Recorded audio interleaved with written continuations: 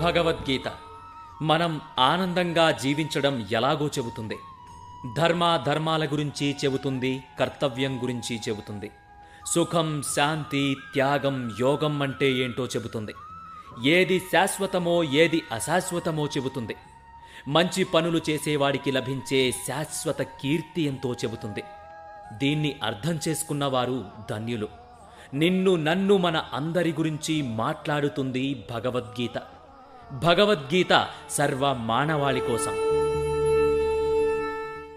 ప్రథమోऽధ్యాయః అర్జున విషాదయోగో నామ పశ్యైతాం పాండుపుత్రాణాం ఆచార్యమహతీం చమూం వ్యూఢాం ద్రుపదపుత్రేణ తవ శిష్యేణ ధీమతా.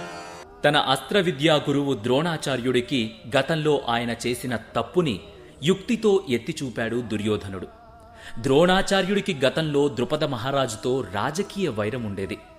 వైరంతో ఆగ్రహం చెందిన ద్రుపదుడు ఒక యజ్ఞం చేసి ద్రోణాచార్యుడిని సంహరించగలిగే పుత్రుడు కలగాలనే వరం పొందాడు. ఆ వరం ఫలితంగా ద్రుపదునికి దృష్టద్యుమ్నుడు పుట్టాడు.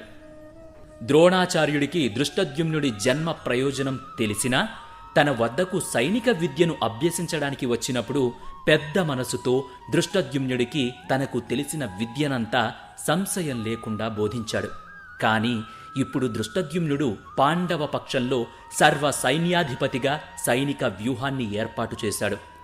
దుర్యోధనుడు ఈ విధంగా గతంలో గురువుగారి కనికరమే ప్రస్తుత ఇబ్బందికి దారితీసింది అని భావిస్తూ ఇకనైనా ద్రోణాచార్యుడు అలాంటి కనికరం చూపకుండా పాండవులతో యుద్ధం చెయ్యాలని సూచిస్తున్నాడు. ఇదంతా కూడా కురుక్షేత్ర రణరంగమున సైనిక పరిశీలన. పరస్పర విరోధంతో ఇరుసేనలు యుద్ధానికి సిద్ధపడ్డారు. యుద్ధంలో ప్రాణత్యాగం చేయుటకు సంసిద్ధులైన తన సన్నిహిత బంధువులు, గురువులను, మిత్రులను మహావీరుడైన అర్జునుడు ఇరు సేనలలో చూశాడు.